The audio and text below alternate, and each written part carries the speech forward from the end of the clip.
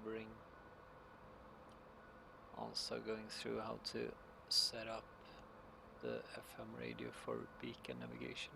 So mode switch to home. Adjust the frequency accordingly.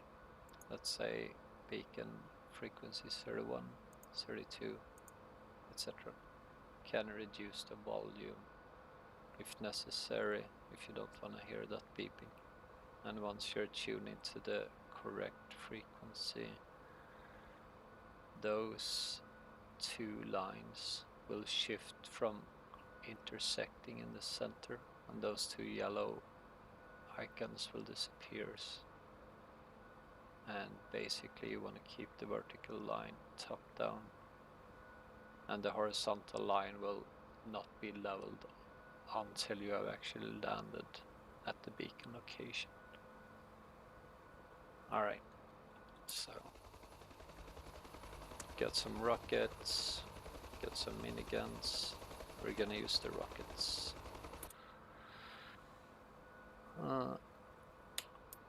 This armed weapon system, the armament selector forward for rockets, and then you can adjust the rocket pair selector. Usually one per pod is decent. Get flares as well, like that. Alright. And the aim sight for rockets, and the crosshair. So when you use rockets, you want to increase the degrees to 60, so it's lined up with the pod's angle. Alright. So starting to increase throttle, and at one point the helicopter wants to start and turn right on its own axis. You give left pedal input, keep it steady. So as you increase throttle, you want to add additional left rudder input to keep it straight. And we're gonna go over to the one of the smoke plumes and do some hovering. So picking up speed, still giving left pedal input, increasing throttle, increasing altitude, and the speed indicator is picking up. Alright, so a little faster, gonna try and stabilize. Careful for not getting pushed down in the vortex effect. And stabilizing. And there we have it. A lot of left pedal input. Find a good amount of throttle input to not reduce altitude nor increase. Fixate your eyes on a point in the distance, and there we have a nice hover. Not too much movement, keeping a good altitude, like that. So that's really good to master in the Huey. A little bit of movement is not that bad, but you shouldn't drift too much to any direction when you're hovering, or increasing or decreasing altitude. So just for the sake of it, I will take my foot off left rudder, and there you have the helicopter spinning on its own axis. So that's why you need to work with the pedals to keep it steady. And We're gonna go and land on one of the landing pads on the right there, so gonna do a straight on approach, picking up some speed.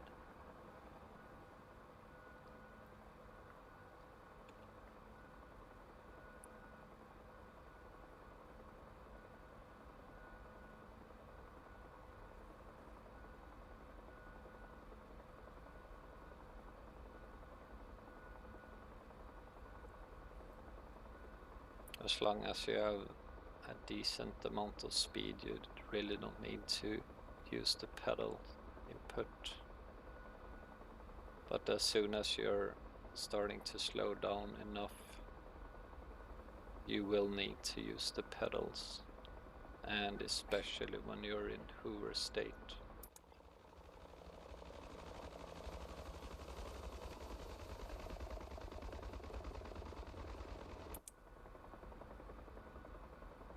Turning around. Pedals can also be used to do a more aggressive turn, but be careful not to reduce speeds too much because it can get ugly real fast. Right. Moving in for a landing approach on one of the pads. It's a good idea to reduce altitude in advance, so you will have a straight in approach without having to reduce a lot of altitude when you're near your landing area. So coming in at 50 knots at the moment, and it's important to reduce speed sufficiently when you're touching down on a limited area, because otherwise there's a risk you will land badly or overshoot your landing area. Okay, a little too fast still. Slowing down, working with the throttle and left pedal. Low, stabilize, and we are in the hover. I was a little early there, but this is not a hot LSAD, so play it safe, control, keeping it steady, left pedal, increasing altitude carefully, forward slowly, and forward, and touching down gently. There we go. So when you touch down, you need to be somewhat quick with the throttle itself, and also adjusting pedals accordingly so you don't lose control and the helicopter isn't turning in a random direction. So there we have that. Usually when you land at the helipad, it's under no threat situation, so there's no need to be stressed coming in fast. And taking off, increasing throttle, helicopter turns to turn, I'm giving left pedal input as I increase the throttle. And there we have it, increasing altitude, keeping it straight, and off we go. So no need to be rushed. Keep it controlled always. And easing off the pedal since I'm picking up speed. If I would keep the left pedal in, it would be like going like that, and opposite with right pedal basically, but that's not really necessary when you're in speed, unless you want to do a 45-degree landing approach to have a better visual through the windows. Alright, so time for some target practice. Got a couple of trucks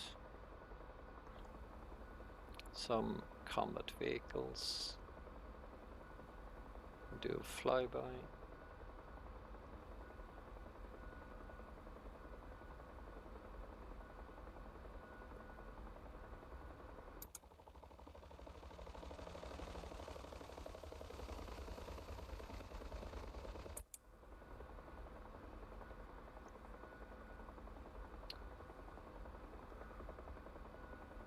So if you have several targets and they are lined up, it goes without saying good idea to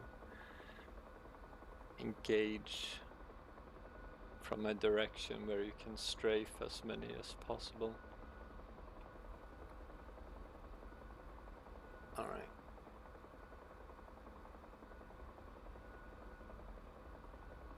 Gun sight down, 60 degrees. And the reticle.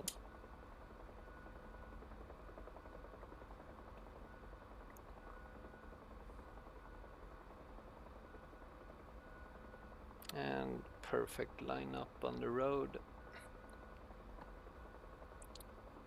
So it's imperative to try and keep the aim reticule as steady as possible. It's a little bit wobbly, and you can adjust with the pedals carefully if you need it to put the reticule on top of the target. So now I'm on the side, left pedal, and there we go. That's a little close, but just for demonstration. And it can be a good idea to have a slight degree of dive, as you see there, because it will put the rockets on target and you will not risk overshooting it coming in on a horizontal angle.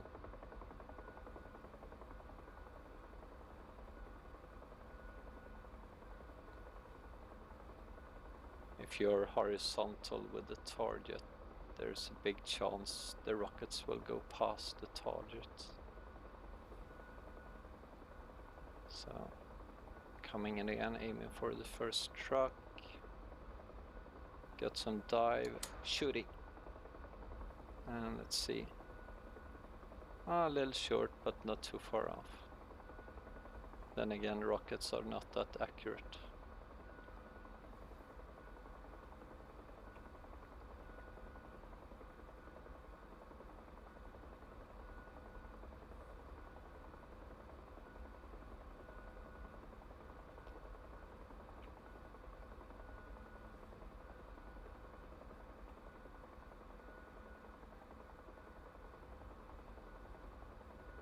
Increase the altitude even more now, so for a more steep dive approach.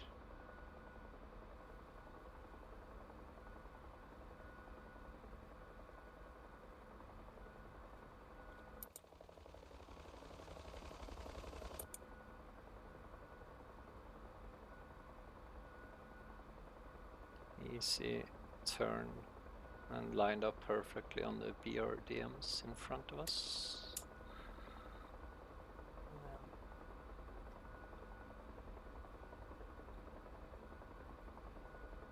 Starting to dive.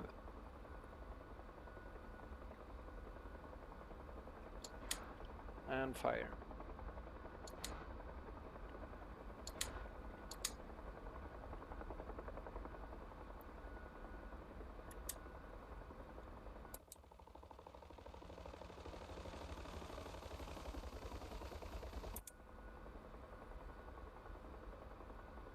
Not the best hits, but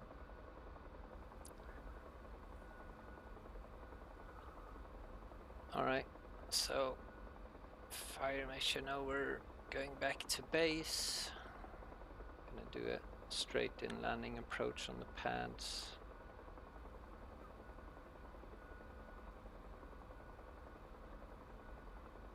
Reducing altitude.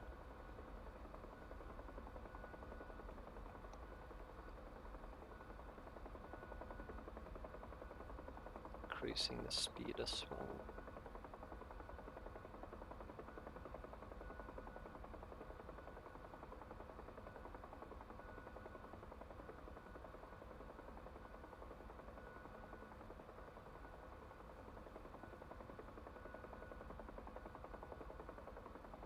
It is not easy to estimate a fluid speed decrease to time it perfectly with touching down, but better to slow down sufficiently than overshooting, looking silly. Alright, so a lot of shaking noise, that's the vortex, so you need to make sure you're not dropping like a brick, increasing throttle carefully, and stabilizing at hover speed, more or less. There we have it, and slow transition onto the landing pad, left pedal again, and touching down. There we have it. That was a bit tight, sliding in on the edge, I could tell, so I could have had a little more altitude, but then again, it's always nice to push the limits, but never forget, better safe than sorry.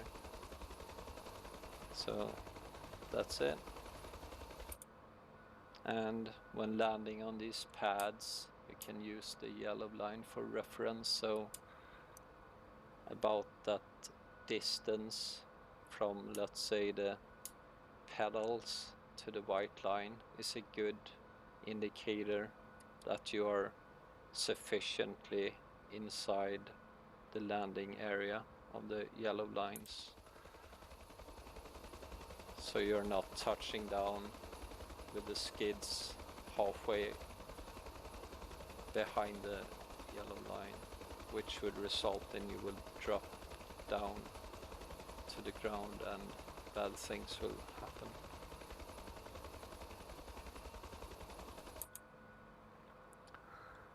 Alright, so there we have it. Turning off the heli.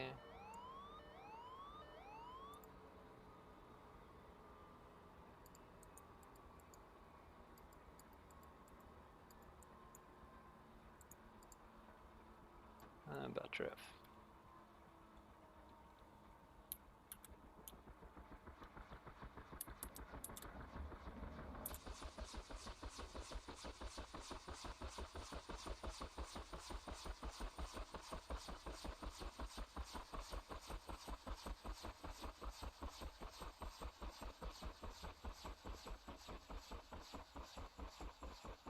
Mission accomplished. Thank you.